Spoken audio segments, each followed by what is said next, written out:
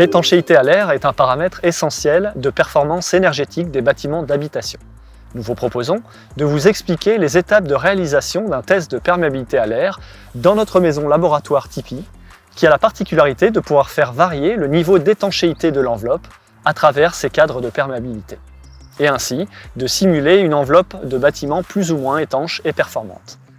Avec la RT 2012, il est devenu obligatoire de réaliser un test d'étanchéité à l'air en fin de chantier ou à défaut de justifier d'une démarche certifiée de qualité pour justifier du respect de la valeur réglementaire du coefficient de perméabilité à l'air, le Q4 PA SURF. Cet essai, dit de la porte soufflante, est réalisé selon la norme NF-EN ISO 9972 et son guide d'application FD P50 784 qui définissent le mode opératoire du test. Le conditionnement du bâtiment est la démarche obligatoire de détection et caractérisation des fuites d'air. Le test doit être réalisé par une personne juridiquement indépendante des métiers du bâtiment ayant conçu le bien attesté et être titulaire de la qualification Calibat 8711. Le test de perméabilité à l'air permet ainsi de vérifier l'efficacité des dispositifs d'étanchéité à l'air mis en œuvre. Il peut être également réalisé en cours de construction lorsque le bâtiment est dit hors d'eau, hors d'air, ce qui laisse la possibilité de faire des corrections en cas de défaut important avant le test final de fin de chantier. Afin de réaliser un test concluant, le bâtiment doit être préparé correctement. Le système de ventilation doit être arrêté.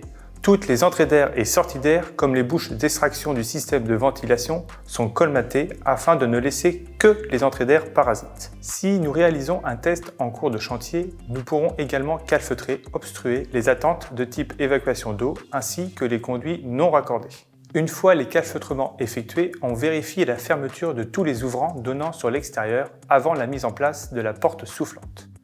Différents types de portes soufflantes peuvent être utilisés.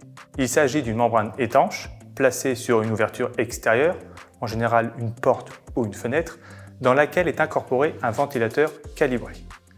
Le dispositif est doublé par des prises de pression statiques à l'intérieur et à l'extérieur du logement.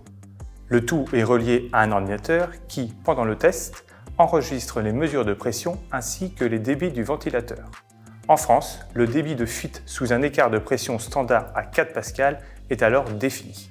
Le test devra être effectué en pressurisation ou dépressurisation sur au moins 5 paliers de pression, dont une mesure à 50 pascal. Une fois ces différentes mesures effectuées, l'opérateur agréé devra réaliser une recherche de fuite afin de les localiser au niveau des menuiseries, des lésions façade-plancher, des équipements électriques et autres. Il faudra également caractériser leur intensité, faible, moyenne ou forte. Les outils pour détecter les fuites sont les appareils à fumigène, les anémomètres ainsi que la main. Une fois les mesures et recherches de fuite effectuées, l'opérateur reporte toutes ces informations dans un rapport qui permettra d'attester de la conformité du bâtiment à la RT 2012 sur le volet étanchéité à l'air.